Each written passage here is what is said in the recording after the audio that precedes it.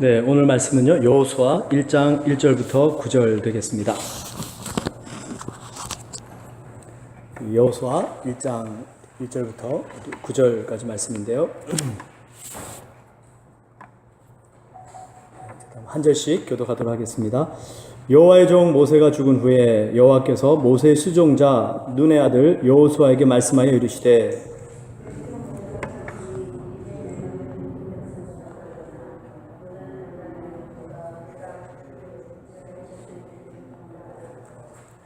내가 모세에게 말한 바와 같이 너희 발바닥으로 밟는 곳은 모두 내가 너희에게 주었노니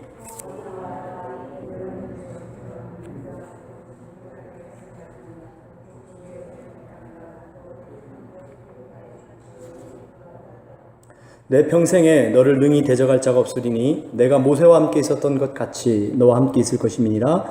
내가 너를 떠나지 아니하며 버리지 아니하리니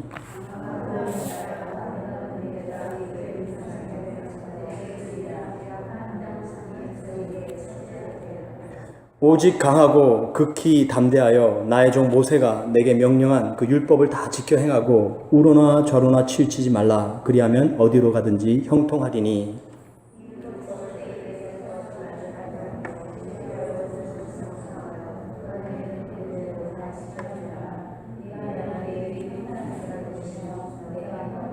네, 마지막 9절 합독하겠습니다. 내가 내게 명령한 것이 아니냐. 강하고 담대하라. 두려워하지 말며 놀라지 말라. 내가 어디로 가든지 내 하나님 여호와가 너와 함께 하느니라 하시니라. 아멘. 우리 한번 서로 인사 나누시겠습니다. 강하고 담대하십시다. 네. 네, 목소리가 약한데요.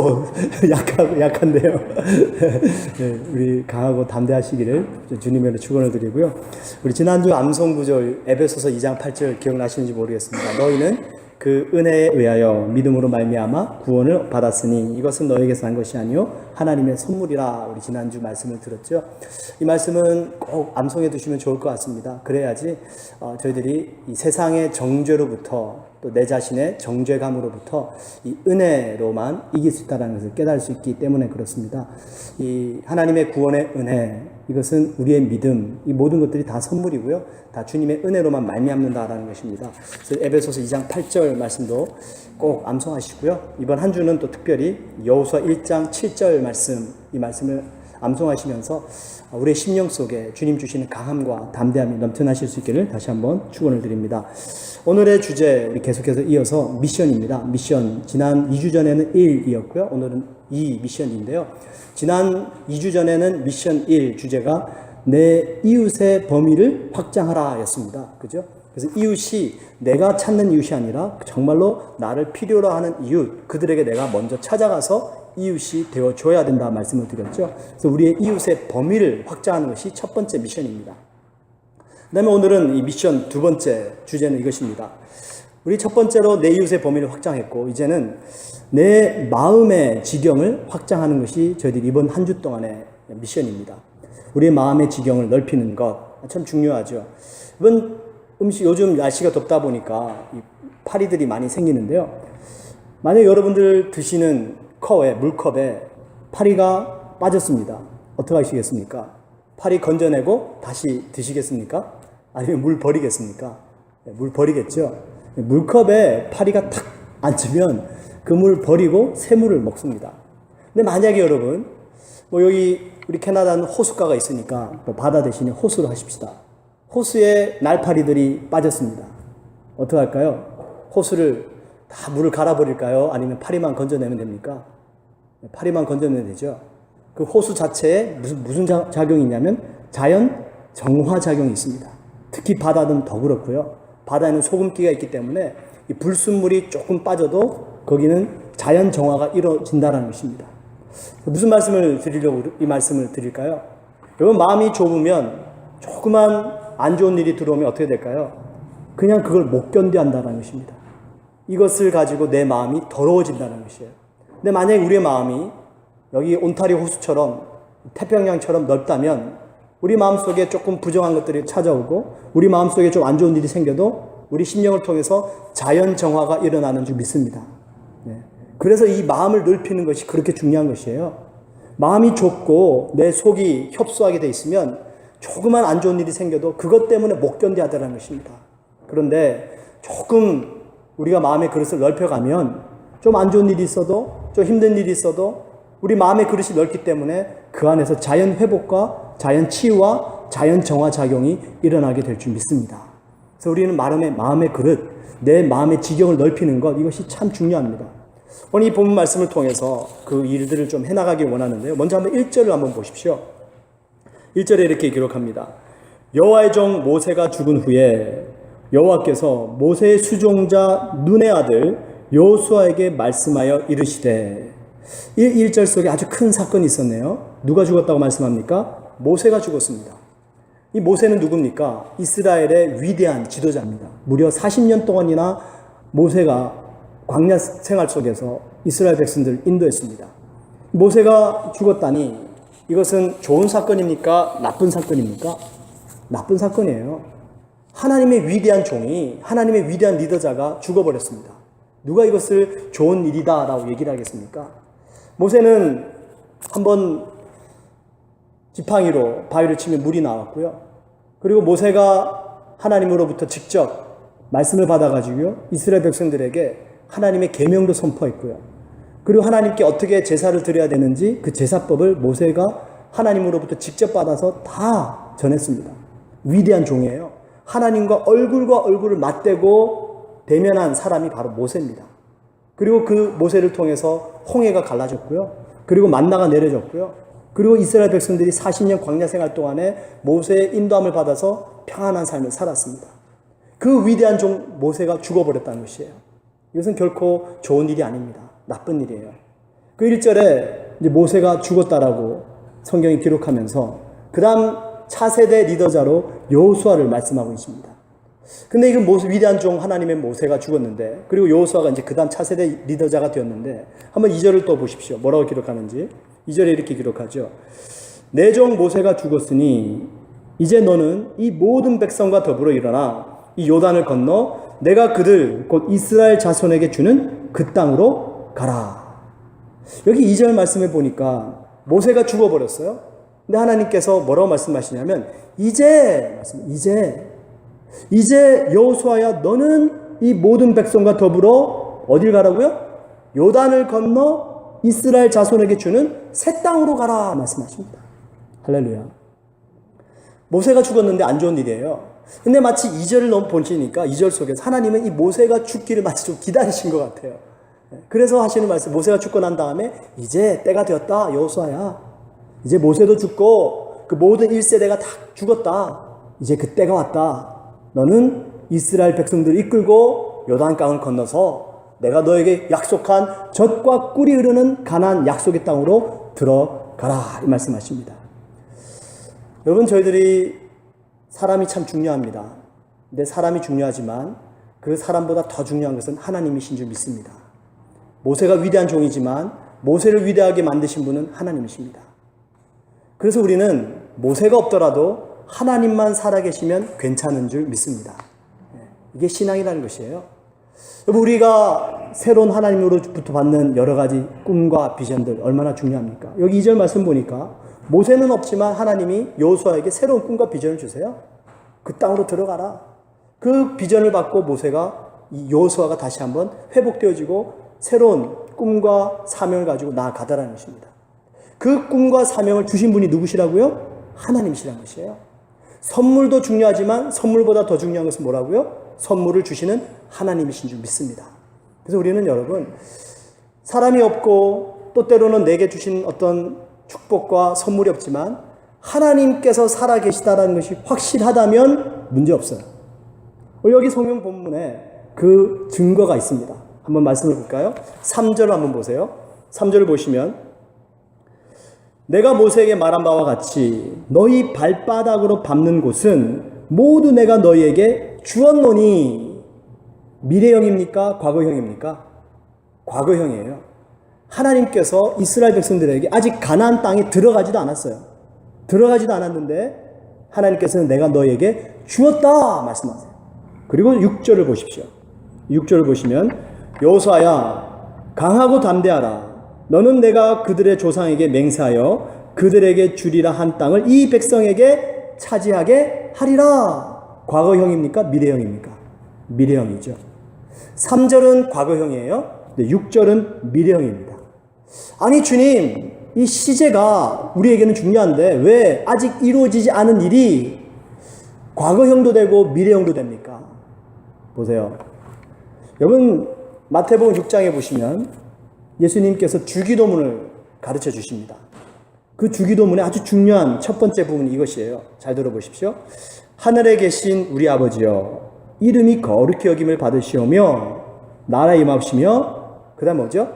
뜻이 하늘에서 이루어진 것과 같이, 그 다음에 뭐죠? 땅에서도 이루어지이다. 자, 하늘에서도 뭐가 같죠? 이루어진 것 같이, 과거형이죠. 땅에서 이루어지리이다, 미래형이에요. 하늘에서 이루어진 것은 땅에서 이루어지는 줄 믿습니다. 이게 무슨 뜻일까요? 하나님이 살아계시기 때문에 하나님이 하시고자 하는 일들은 하늘에서 이미 하나님께서 작정하셨기 때문에 이루어졌다라는 것이에요. 그리고 아직 이 땅에서는 이루어지지 않았다는 것입니다. 근데 이 땅에서 누굴 통해 이루실까요? 하나님의 사람들을 통해서 이루시는 줄 믿습니다. 여기 지금 여호수아 1장 3절에서 이미 하나님 나라에서는 이스라엘 백성들에게 약속의 땅, 젖과 꿀이 흐르는 가나안 땅을 주셨다라는 것이에요. 하늘에서 이루어졌다는 것이죠. 땅에서 이루어질까요? 안 이루어질까요? 이루어질 줄 믿습니다. 그래서 6절에서 너희가 그 땅을 차지하게 되리라 말씀하시는 거예요. 여러분, 이것은 우리들에게 아주 중요한 믿음을 줍니다. 아, 그렇구나. 우리는 이 땅에 두 발을 딛고 살아가고 있기 때문에 땅에서 아직 이루어지지 않은 일들에 대해서는 불안해합니다. 초조해합니다. 내 눈에 보여지지 않고 앞으로 일어날 일들에 대해서는 너무나도 근심이 되어지고 걱정이 되어지더라는 것이에요. 근데 하나님께서 살아계시고 하나님의 뜻이 결정되어졌다면, 그 살아계신 하나님을 믿어드린다면 우리는 이 땅을 살아가는 동안에 평강 가운데 거하게 될 줄 믿습니다. 이게 믿음이라는 것이에요. 아, 그렇구나. 하나님께서 이루시고자 하는 뜻은 반드시 이루어지는 것이구나. 그래서 우리들의 믿음 중에 정말 중요한 것은 하나님이 살아계시다라는 것과, 그리고 하나님의 뜻은 반드시 이루어진다는 것이에요. 그렇기 때문에 저희들 그리스도인들은 얼마나 많이 기도하면서 그 하나님의 뜻을 알기를 원하고 그 하나님의 뜻을 구하고자 기도하며 노력합니까? 그 뜻만 안다면 좋다라는 것이죠. 주님, 나를 향하신 뜻이 뭡니까? 주님, 우리 교회를 향하신 뜻이 무엇입니까? 이 뜻만 안다면 하나님께서 이루실 것이 확실하기 때문에 믿음으로 담대하게 살아갈 수 있게 된다는 것이에요.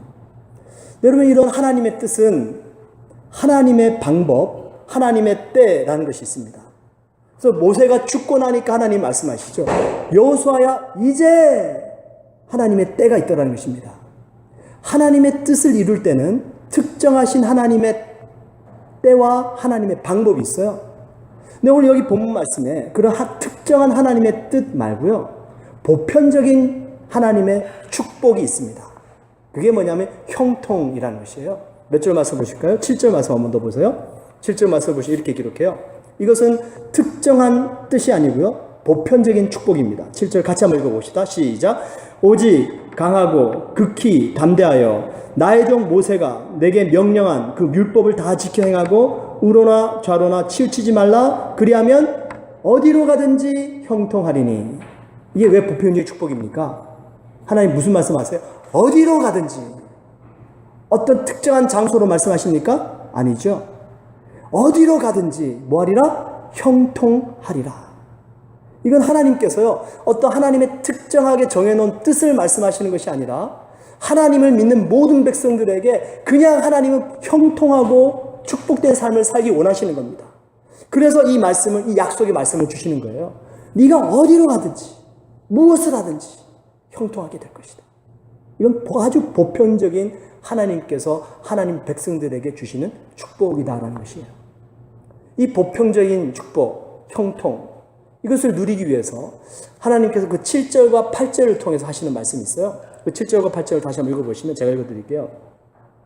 오직 강하고 극히 담대하여 나의 종 모세가 내게 명령한 그 율법을 다 지켜 행하고 우로나 좌로나 치우치지 말라. 그리하면 어디로 가든지 형통하리라. 이 율법책을 내 입에서 떠나게 하지 말며 주야로 그것을 묵상하며 그 안에 기록된 대로 다 지켜 행하라. 그리하면 내 길이 평탄하게 될 것이며 내가 형통하리라. 이 7절과 8절 말씀 속에 세 가지가 나와요. 하나님께서 보편적인 형통함을 주시겠다라고 하는 이 축복을 받을 수 있는 조건 세 가지. 첫 번째가 뭐죠? 율법을 다 지켜 행하라. 너무 많이 들어본 말씀이에요. 순종하라라는 것이에요. 근데 두 번째 나옵니다. 8절에 뭐라고 말씀합니까? 율법책을 내 입에서 떠나지 말게 하며 주야로 그것을 묵상하라.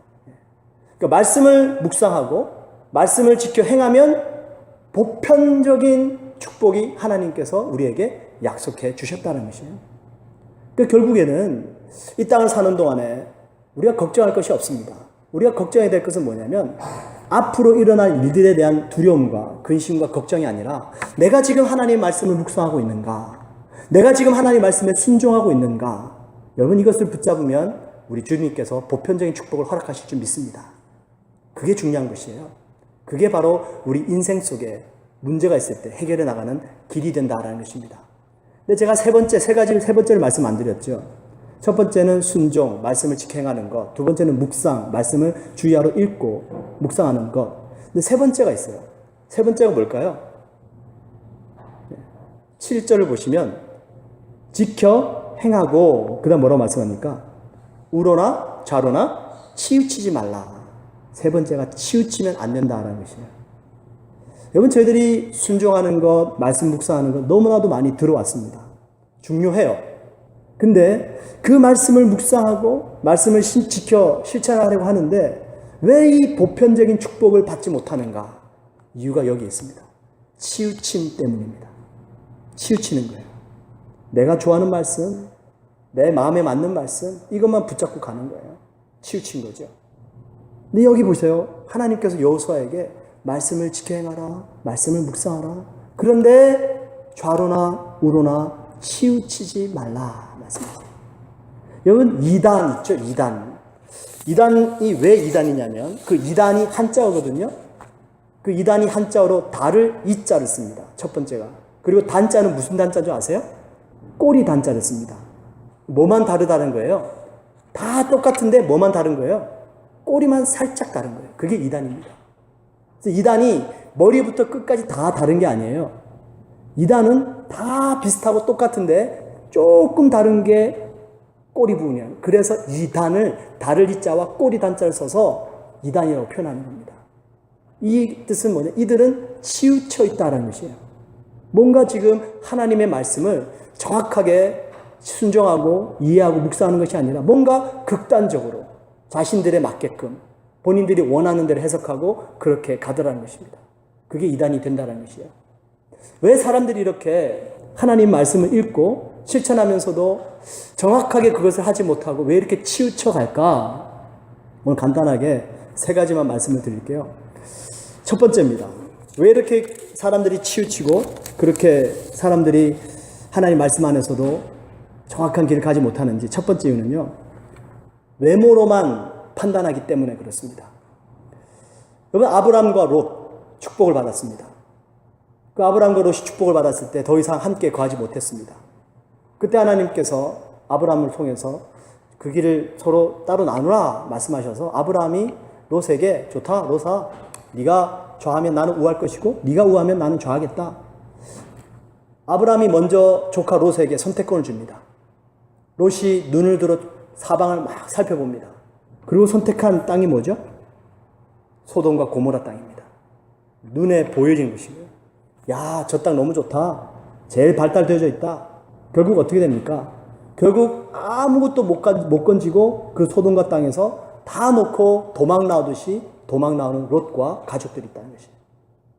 외모로 보이는 것만 판단하다 보니까 그것 때문에 결국에는 실족하게 되더라는 것이죠.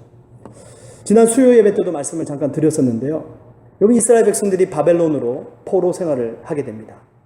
그 바벨론으로 포로 생활을 하게 되면서 하나님께서 약속하셨어요. 70년 때가 차면 내가 너희를 다시 고향 땅으로 인도해 내리라. 근데 이 이스라엘 백성들이 그것을 믿지 못하죠. 어디로 가고자 합니까? 애굽 땅으로 내려가기 원해요. 왜냐하면 그 애굽 이집트는 강대국이었거든요.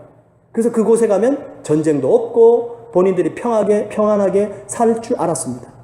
눈에 보여지는 것을 선택했던 거죠. 하나님께서 뭐라고 말씀하시죠?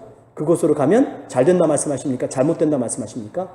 그래서 그곳에 가면 잘못되리라 말씀하신 거예요. 눈에 보여지는 평안을 찾아 떠났더니 그런 일들이 벌어지더라는 것이에요. 여러분, 사무엘 상에 보시면 하나님께서 사울 왕을 패하시고요. 그 다음 다윗을 세우시게 되는데 사무엘에게 이새의 집으로 가라 말씀하십니다. 근데 이새에게는 8명의 아들이 있었어요.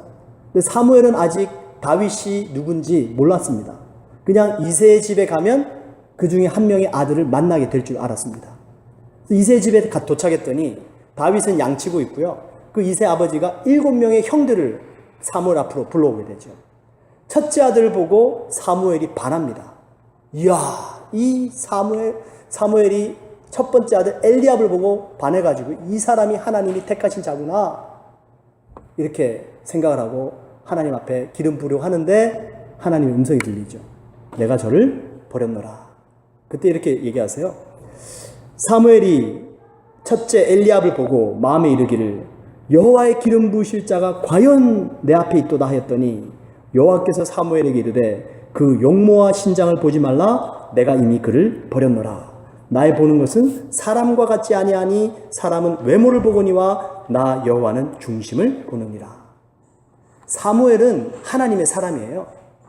그 하나님의 사람 사무엘조차도 치우치더라는 것입니다. 뭐 때문에요? 외모 때문에. 너무나도 잘생기고 너무나도 멋지다 보니까 이 엘리압이야말로 하나님의 사람이다. 근데 하나님이 아니다 말씀하신 거죠.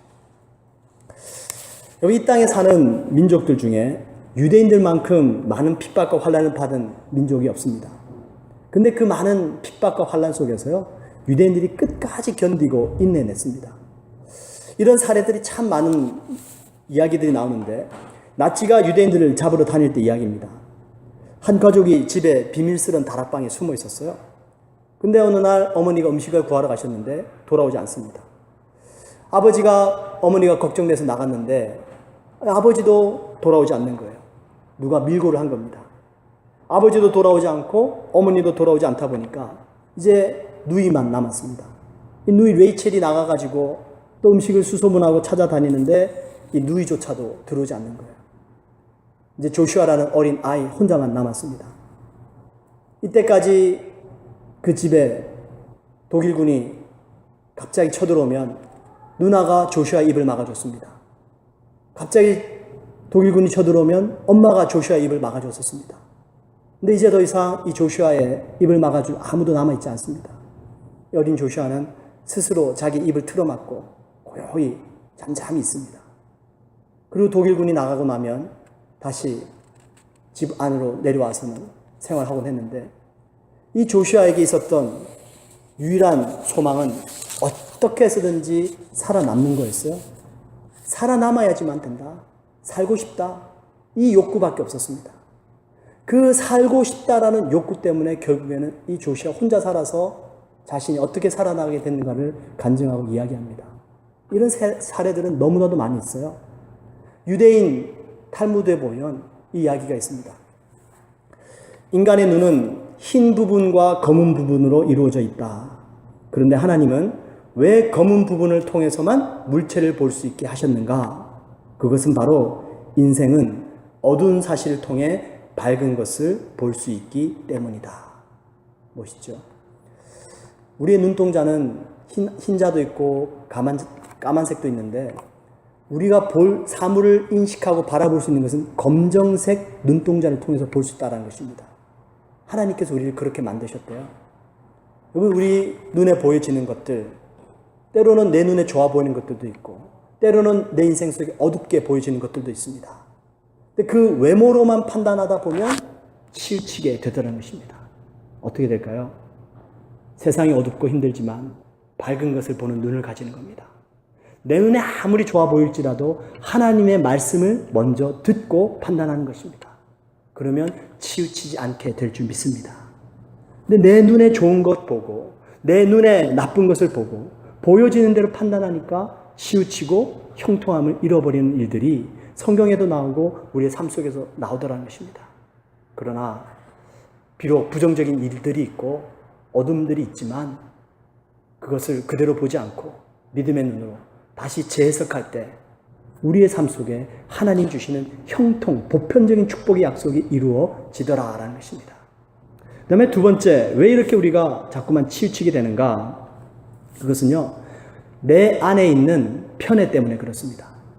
여러분, 사람들이 오해하는 게 있어요. 뭘 오해하냐면 그 사람이 좋기 때문에 내가 그 사람을 좋아한다 생각합니다. 이 사건이 좋은 사건이기 때문에 내가 참 좋은 기억을 가지고 있다라고 생각합니다. 이 물건이 좋은 물건이기 때문에 내가 이 물건을 좋아한다라고 생각합니다. 물론 그럴 수 있어요.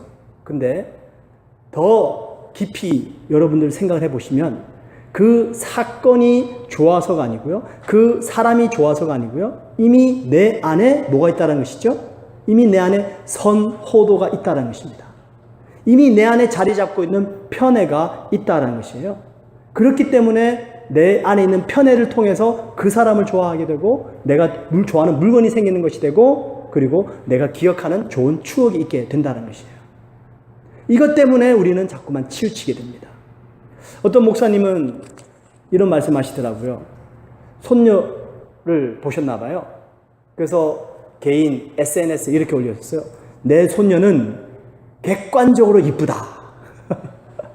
말이 됩니까? 예. 그래서 얼마나 예쁜 게 진짜 봤더니 별로 아니던데요. 죄송한 말씀이지만. 이게 뭘까요? 이게 우리 마음속에는요. 내 안에 이미 내가 좋아하는 것이 있기 때문에 바라보니까 좋아 보이는 것이에요. 예. 절대로 그것이 좋아서 좋아 보여지는 것이 아니다라는 것입니다. 이삭이 야곱보다 에서를 더 좋아했습니다. 왜일까요? 이삭의 모습을 가만히 그려보시면 이삭은 그다지 남성적인 모습은 아니었습니다. 이삭도 아버지 아브라함을 따라서 자기의 아내를 누이라고 속이는 일들을 하게 되죠. 그 아버지의 그 아들이었습니다. 근데 이 아들 이삭이 자녀를 낳았습니다. 쌍둥이입니다. 에서와 야곱을 낳았어요. 야곱은 보니까 맨날 엄마 옆에서 부엌에서 살림하고 여자 같은 모습을 하고 있어요. 에서는 어떻습니까? 몸에 털도 많고 사냥도 잘하고 남자다워요. 이삭이 누굴 더 좋아했습니까? 이 이삭이 에서 형을 더 좋아한 거예요. 왜입니까? 이삭 안에 이미 자기 자신은 여성스럽고 뭔가 남자답지 못하다라는 열등의식이 있다 보니까 그 속에서 나오는 그것 때문에 야곱과 에서를 편애하는 이삭의 모습을 보게 됩니다. 에서가 더 훌륭해서 이삭이 에서를 좋아했던 것이 결코 아니다라는 사실이에요. 내 안에 이미 사물을 보고 사람을 보기 전에 뭔가 판단할 만한 근거가 선호도가 편애가 있기 때문에 그것을 통해서 세상을 바라보니까 치우쳐 가더라는 것입니다. 런치 데이트라는 아주 10분짜리 짧은 단편극이 있습니다. 1989년도에 칸느 영화제에서 최우수상을 받은 영화인데요. 배경을 1970년, 80년대 배경을 하고 있습니다. 한 백인 여인이 기차역에서 어떤 흑인 남성과 부딪혔어요. 그래서 가방이 열려지고 자신의 물건이 막 쏟아집니다. 그것을 막 주워 담는 동안에 자기가 타야 될 기차는 떠나버립니다. 할 수 없이 다음 기차를 기다리는 중에 식당으로 가서 샐러드를 먹으려고 주문을 하고 그 샐러드를 가지고 자기 자리에 와서 앉아요. 근데 와서 샐러드를 먹으려고 보니까 포크를 안 가지고 온 겁니다. 그래서 자기 쇼핑백하고 자기 자리에 샐러드를 테이블 위에 두고 포크를 가지러 앞쪽에 갔다가 포크를 가지고 자리에 돌아오는데 자기 자리를 딱 돌아오는데 보니까 흑인 남성이 자기 자리에 앉아서 샐러드를 먹고 있는 거예요. 이 백인 여성이 깜짝 놀랍니다. 그래서는 잠깐 주춤거리다가 그 맞은편에 탁 앉아요. 그리고는 그 포크를 들고 그 흑인 남성이 먹고 있는 샐러드에 포크를 쿡 찍어서 자기도 먹기 시작합니다. 이 흑인 남성이 가만히 여인을 쳐다보면서 혼자서 일어나서 커피를 2잔 사가지고 와서요. 자기도 마시고 그 백인 여성에게 커피 한 잔 나눠줍니다. 그래서 둘이서 샐러드를 나눠 먹다가 이 백인 여인도 말없이 커피 한 잔 마시고 그리고는 이 백인 여성은 기차 시간이 됐으니까 또 놓치지 않으려고 일어나서 갑니다. 가다 보니까 자기가 쇼핑백을 깜빡이고 안 가지고 온 거예요. 다시 식당으로 돌아가요.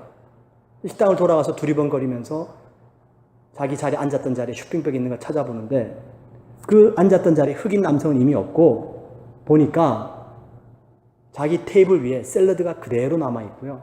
그리고 의자에는 자기가 놓고 간 쇼핑백이 그대로 있었습니다. 문제가 무엇이었냐면 이 여인이 포크를 가지고 갔다 자리 찾아오면서 다른 남자 자리를 자기 자리로 착각했던 거예요.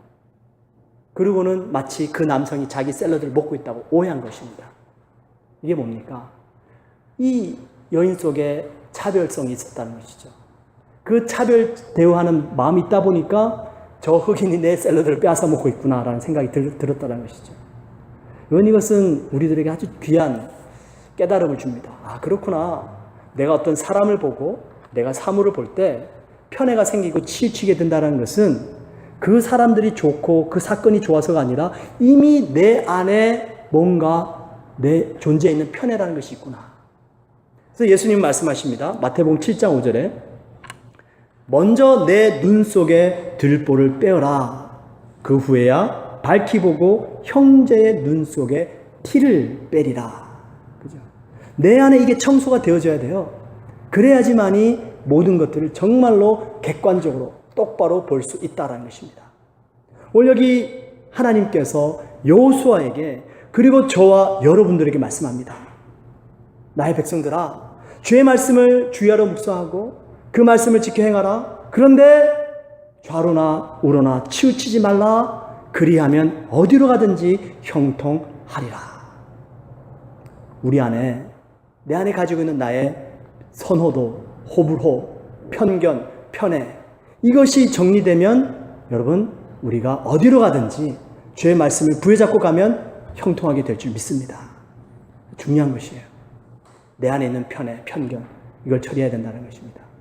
마지막 세 번째, 왜 이렇게 우리는 또 이렇게 치우치는 삶을 살게 될까요? 여러분, 이렇게 좀 말씀을 드리고 싶어요. 여러분, 문제가 있을 때 우리는 많은 경우에 문제를 해결하기 위해서 노력하죠. 네. 저는 이렇게 말씀드리고 싶습니다. 문제 해결하려고 노력하지 마십시오. 아니, 무슨 말씀입니까? 문제가 생기면 당연히 문제 해결하려고 노력해야죠. 특별히 언제 우리가 제일 많이 해결하고 싶어지냐면 오해가 있을 때. 그렇죠? 이 오해를 받고 서로 오해를 할 때 정말 그 오해를 풀고 싶어요. 그죠? 여러분, 이 오해를 풀려고 하다 보면 어떻게 되냐면 그 오해하는 사람을 향하여 오해하지 말라고 얘기하기 위해서 내가 그렇지 않습니다. 나는 그런 사람이 아니에요.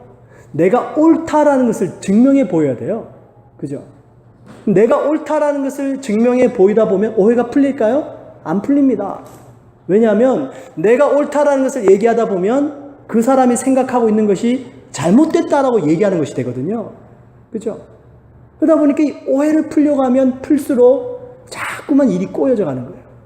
내가 옳다라고 얘기하면 얘기할수록 상대방은 잘못됐어요 라고 하는 얘기밖에 안 되기 때문에 이 오해를 풀려고 하면 자꾸만 매듭이 풀리는 것이 아니라 더 꼬여가더라는 것입니다. 여러분, 깨달았습니다. 문제가 있을 때 문제를 풀려고 하면 그래서 치우치게 되는 것이구나 라는 것을 깨달았습니다. 참 신기하죠. 나는 문제를 풀려고 했는데 근데 자꾸만 꼬여가는 것입니다. 그 문제가 있으면 어떻게 됩니까? 문제가 있을 때 우리들이 할 수 있는 일은 한 가지밖에 없어요. 하나님께로 가십시오. 네. 아멘이십니까? 네. 해답을 찾는 것은 하나님께로 가는 것은 아니지만 하나님께로 가면 답이 나오는 줄 믿습니다. 네. 제가 구체적으로 다윗과 사울 왕의 예언을 통해 말씀을 드릴게요. 사울 왕 엄청나게 많은 죄를 지었습니다. 다윗 사울보다 더 큰 죄 지었어요.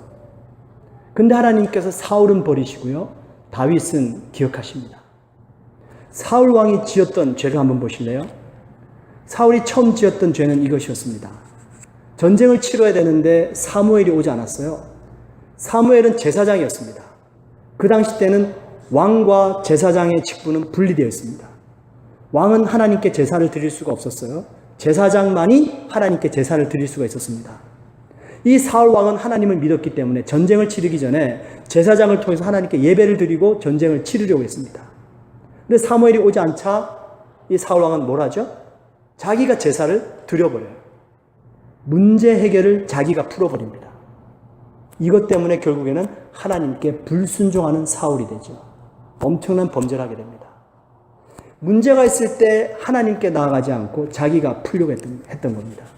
두 번째, 이 사울 왕은요, 다윗과 함께 있었던 사람들이 이 제사장으로부터 떡을 얻어먹은 것을 알고는 그 떡을 준 제사장 85명을 다 죽여버리죠. 여러분, 제사장은 하나님께 기름 부음 받은 사람입니다. 근데 이 사울 왕은 도액이라는 사람의 말만 듣고 85명의 제사장을 다 죽여버립니다. 문제 해결을 위해서 자기 힘을 썼지만 결국 하나님 앞에서는 엄청난 범죄하는 사울 왕이 됩니다. 마지막 세 번째, 사울 왕이 마지막 전쟁 때 이제 블레셋과의 마지막 전쟁을 치르면서 죽게 되는데 그 마지막 전쟁 전에 너무나도 답답했습니다. 그래서 이 전쟁 치르기 전에 뭔가 하고 싶은데 답답한 마음에 뭘 하냐면 신접한 여인을 찾아갑니다. 요즘 말로 하면 무당을 찾아간 거예요. 하나님을 섬기는 하나님의 백성이 하나님께 묻지 않고 무당에게 찾아가서 점을 친 거라는 것입니다. 요즘 한국에는 새해가 되면은 그리스도인들도 그렇게 점보로 많이 간다고 그럽니다. 이게 말이 됩니까, 여러분? 사울 왕이 그 짓을 한 거예요. 답답하니까 문제 해결을 위해서 하나님께 나가지 않고 문제 해결을 하려고 자기 힘으로 나갔다는 것이에요. 다윗 보실래요? 이건 다윗이 사울 왕으로부터 도망 다니면서 수없이 많은 시편들을 썼습니다. 그 시편들을 제가 쭉 찾아보니까 이런 기록들이 많이 발견이 돼요. 시편 5편 11절, 오직 주에게 피하는 자는 다 기뻐하며 주의 보호로 인하여 영영이 기뻐 외치며 주의 이름을 사랑하는 자들은 주를 즐거워하리다. 시편 7편 1절, 여호와 내 하나님이여 주께 피하오니 나를 쫓는 모든 자에게서 나를 구하여 건지소서. 시편 11편 1절, 내가 여호와께 피하였거늘 너희가 내 영혼에게 새같이 내 산으로 도망하라 하면 어찌민가. 시편 16편 1절, 하나님이여 나를 지켜주소서 내가 주께 피하나이다. 시편 31편, 여호와여 내가 주께 피하오니 나로 영원히 부끄럽게 마시고 주의 의로 나를 건지소서.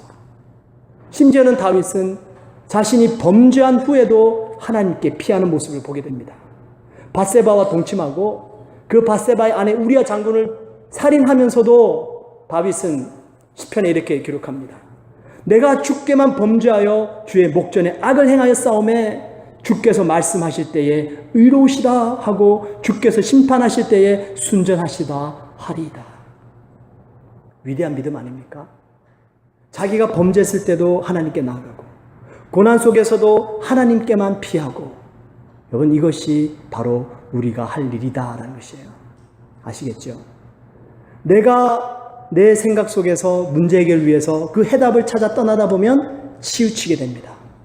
아무리 말씀을 알고 순종하려고 해도 그 문제를 해결하려다 보면 나의 안에 있는 내 의가 있기 때문에 편애가 되고 치우치게 되더라는 것이에요. 근데 문제가 있을 때 하나님께 피하고 하나님 앞에 나아가면 결코 치우치지 않게 될 줄 믿습니다.